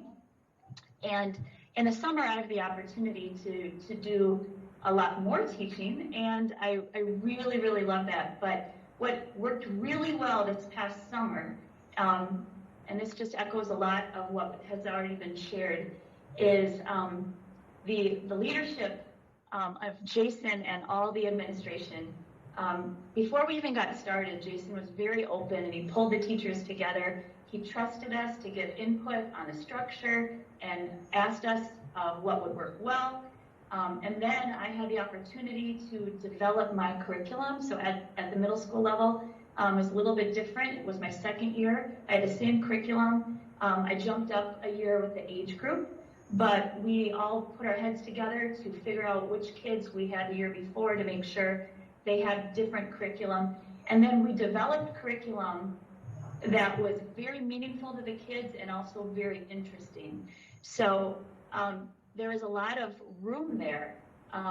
What was fantastic is I had to have all of my summer pre-arranged, pre-planned, put together a syllabus, and then every family came and picked up hard copies. So the kids had the opportunity to do paper copies of work or the work online, and I put everything on Schoology. So they had both, and we were able to do that together. But the great part about that for me is that I had to plan in advance, and that was fantastic.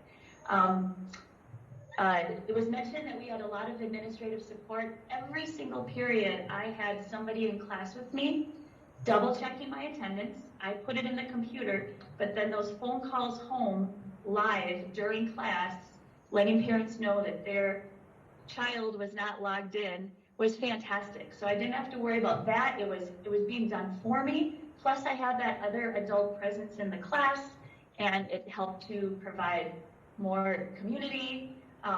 It was really, really wonderful.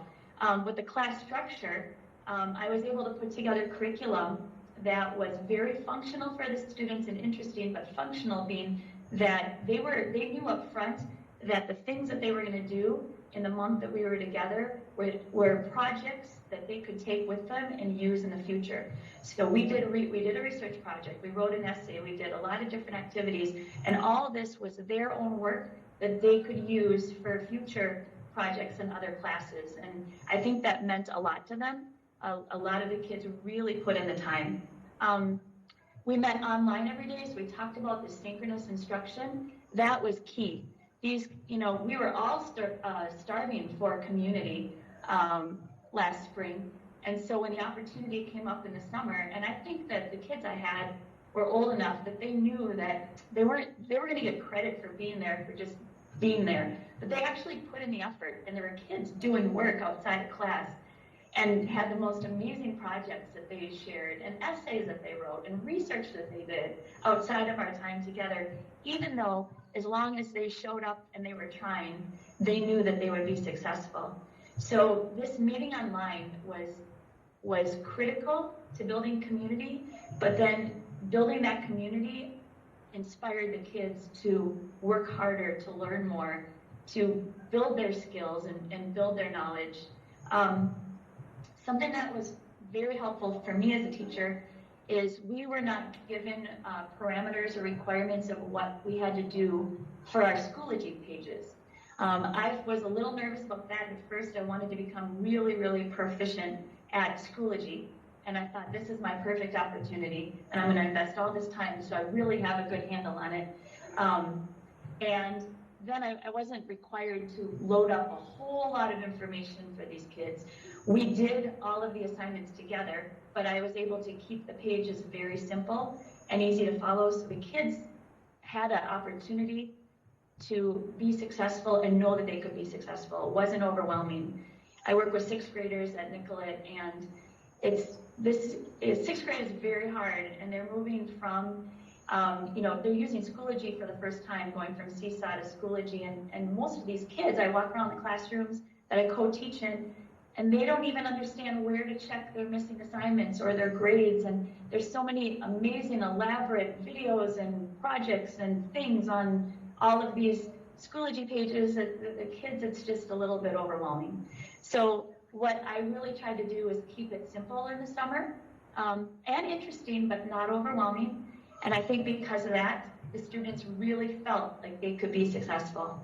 Let's see, what else? Oh, the relationships and expectations that I had with the students. I think what was key is that the students knew that I wanted them to be successful. And as long as they were there and trying, they were going to find success. And I feel very, very confident in saying that every single one of the students I work with felt that way by the time that our summer school session was over. When I put assignments up, I allowed them to have choices of what they could do, different opportunities to do, and they could do things on paper or online. They did it on paper, they could send me a picture or just hold it up to the screen. I also really wanted the kids to present and work in groups, and they had those opportunities.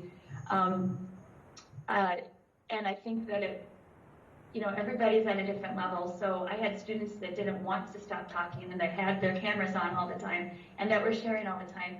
And then there were kids that were terrified to turn their cameras on. So something that I did was I would give them extra credit or forgive some assignments if they turned their cameras on to participate. And that seemed to help a lot. And they had a lot of different opportunities in how they were working for each of these assignments. And then I remember one boy, and I still to this day, I don't know what he looks like because he just told me, he sent me an email, and we ended up talking after the class on Zoom. He was terrified to turn on his camera. He wanted to present, but it was just a huge barrier for him. So we worked together, and he shared his stuff, and I read what he wrote. And I think by the end of the summer, he felt like, man, he just got another step closer to feeling confident on camera in front of others. And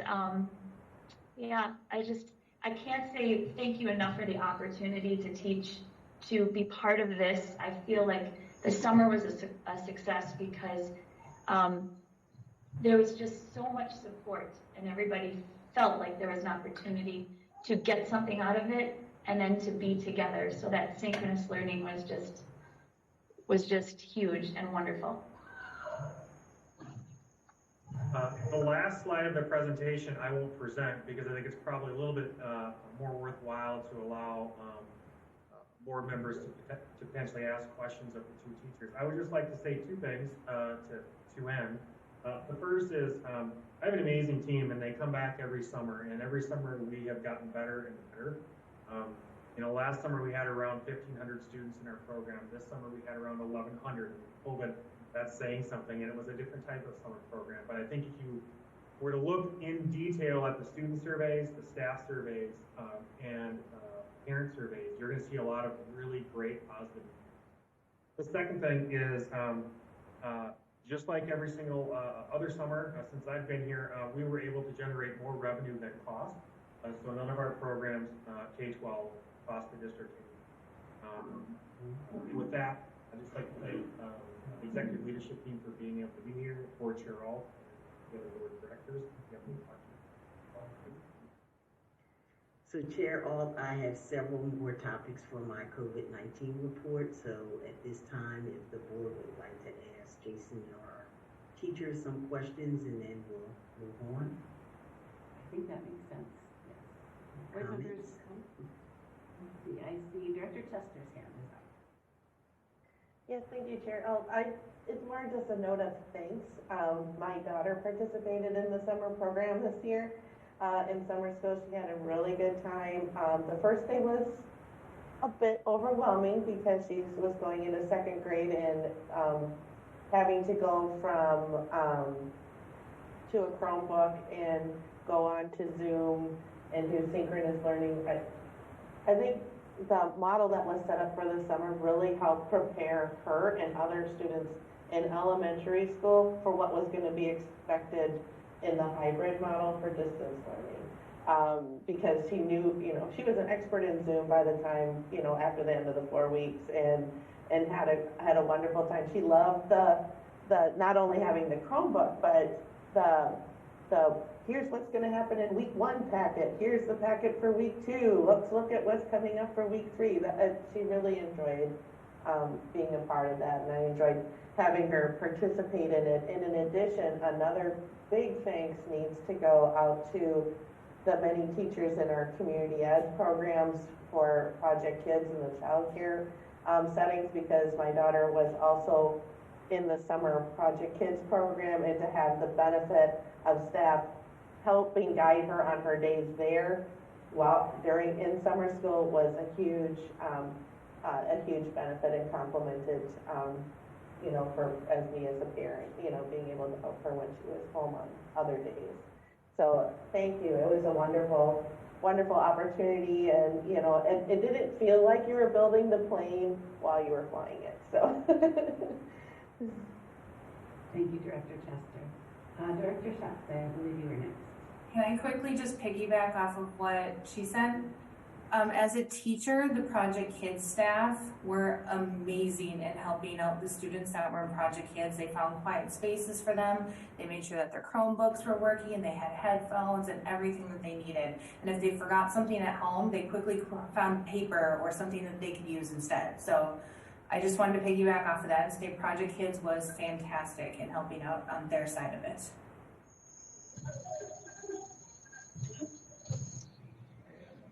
I raised my hand.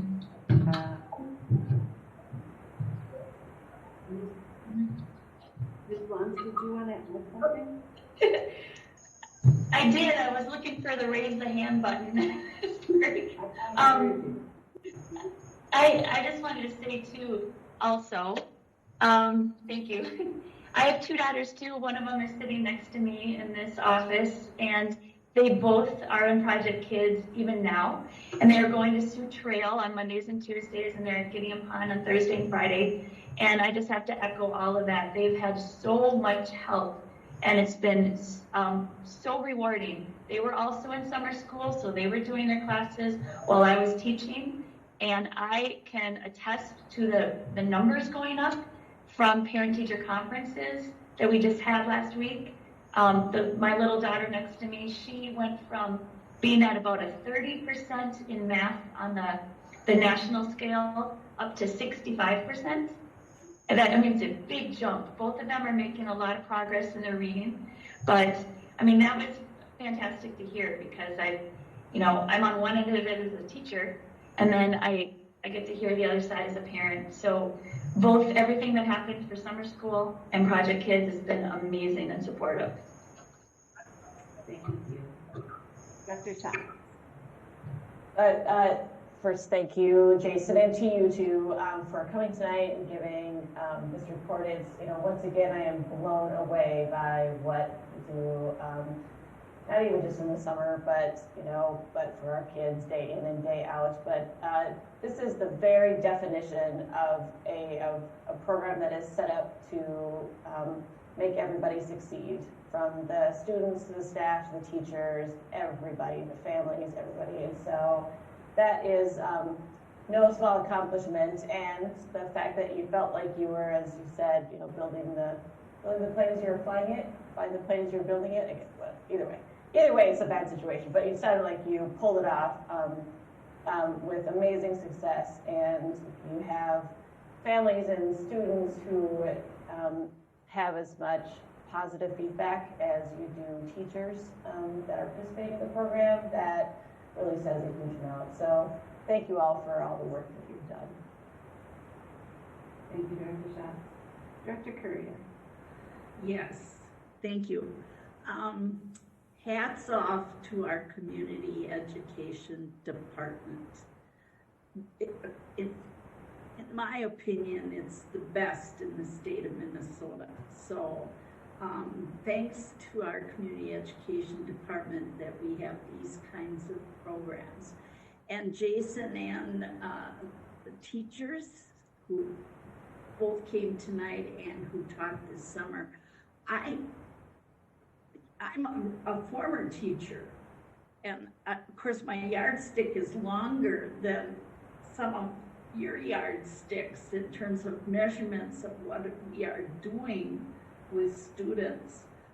I can't believe, it's amazing to me what we do with students now, but the program this summer will certainly help teachers this fall as we go into distance learning. We have a better handle on it now than we did in the spring when all of a sudden it happened. I was very impressed with the reports this evening. So congratulations to a job well done. It was amazing. So I very much appreciated the report. And that's my comment. So thank you. Thank you, Director Courier. Any other comments? I had just a couple.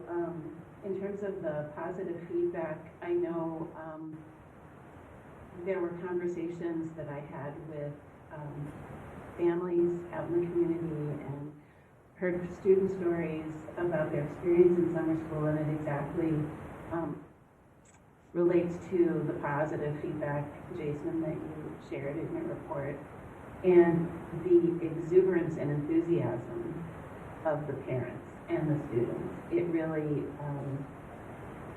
was really reassuring, and it was great to know that, and I appreciate hearing Ms. Graving and Ms. Blons from you both about what a great experience it was for you, because we know how important summer learning is for our students, and to have a level of, I think Director Schatz mentioned that everybody's successful. There's positivity, you feel supported, both the adults and the students.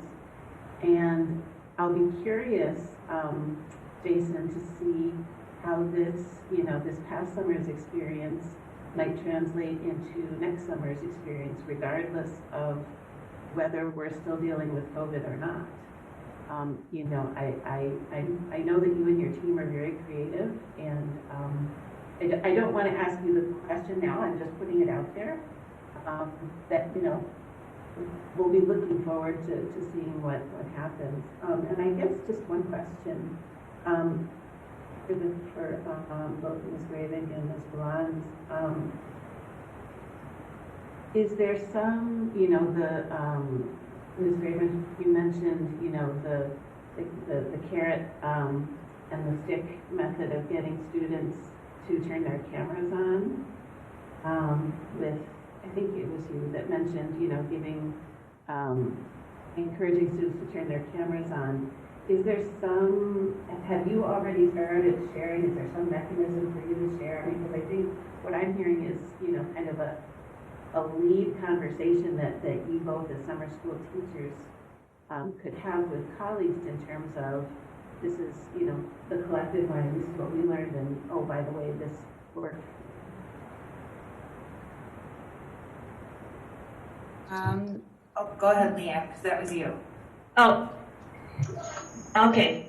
Yeah, that was me. So what I would do is I was giving extra credit. I just laughed because, you know, these kids, they were trying, and I was telling them percentages, but I'm pretty sure as kids going into 8th grade that they knew that they were going to pass the class and that the grade was not a factor in their GPA. But I did, like, I think we were telling them that they had to turn their cameras on to participate, but I know that we can't really say that, but I gave extra credit, or I forgave a missing assignment, a small one, like a bell ringer or something like that. I just would like excuse them in the grade book, and then they would see their grades go up just by turning on their cameras and participating. And I think that would be a great conversation to have with other teachers. Right now, as a 6th grade teacher, I have to say I've got amazing participation. The kids are all turning on their cameras and they want to hang out and they are talking and everything. And I don't see that with the kids as they get a little bit older. I see a lot of muted, microphones and cameras off, and it just really breaks my heart because, you know, it goes hand in hand, I think, with effort and just, you know, really being part of a community. So I do think it warrants a conversation. I guess I'm looking to Mia. I don't want to put you on the spot if you're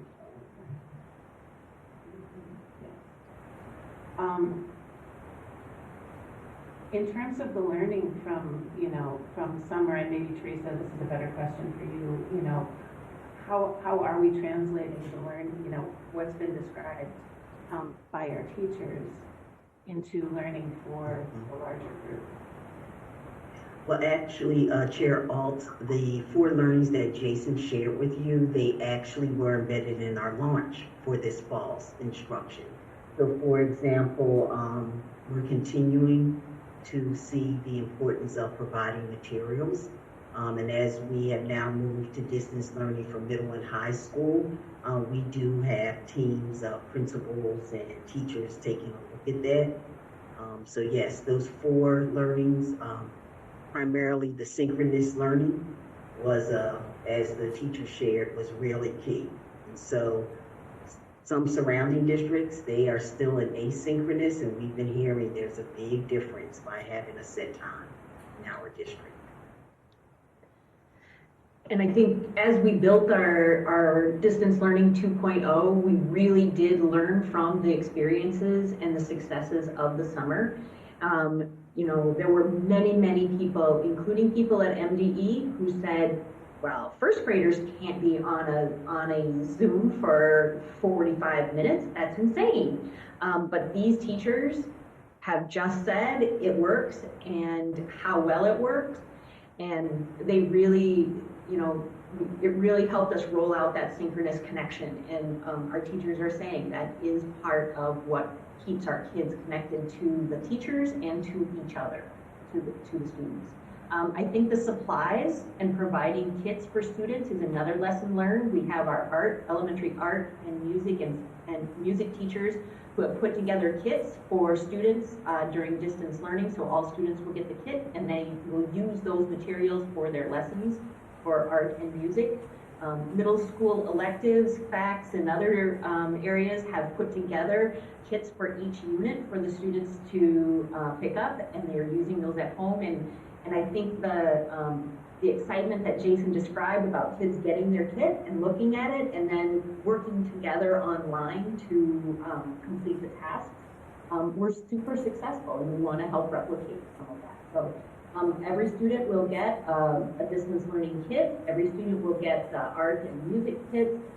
with just some of those things that we can continue to update. So yes, we really built 2.0 based on the success of these speakers and the experiences, and tried to learn the lessons of things that didn't work very well. Thank you. Commissioner Alt, I can probably respond to the question we had about next summer. In cooperation with the executive leadership team, we're getting ready to launch BYC and PALS now that looming in the horizon could potentially be an all-distance learning district. Once that happens, we are getting ready right now to be able to launch. And so launching in January for BYC and PALS after school targeted services, everything that we are doing for those two programs is based upon what we did this last summer. They'll be essentially mirror programs, both what we did learn and some of the things that we know that we did well and areas that we could do better. Awesome, that's great to hear. Thank you. Thank you all presenters. This has been a great portion of our COVID report, first chapter. And we'll just look forward to another update after next one. And we'll turn it back to you, Dr. Battle. Thank you. So it was really important for us to start off with that very hopeful, energized, successful presentation of what we did in the summer, because the next part of my report will be sobering. And so today we did receive from Minnesota Department of Health the latest confirmed cases for Dakota County and Scott County. So Dakota County has 49.35 and Scott County has 60.75. And it is expected that next Thursday's report will once again indicate increased case numbers. The recommended options for learning model based on these 14-day case rates is elementary and middle, high school, and distance learning. As you know, last week I announced that middle and high school students would transition to a distance learning model as of November 19th. Due to planning days for staff, there will be no school November 16th or 18th for middle and high school students, including those enrolled in 191 Virtual Academy. These changes include Burnsville Alternative High School and the BEST Transition Program. I do want to share a bit about the required part of the district decision-making process, and that is a mandated consultation meeting with our state-assigned regional support team. Bianca Vernick, our regional team coordinator, met with the COVID-19 advisory team on Friday, October 30th, and explained the key questions that guide the consultation visit. First, we are to use county case data and school district data in concert. The team would ask us, are you seeing transmission in a specific grade, school, and/or activity? Step 2, is there community spread? Look at the % of positive cases as an indicator of community spread, and 5% is the threshold. Step 3, what are the key aspects of the implementation of the new learning model? And so as we thought about transitioning middle and high school to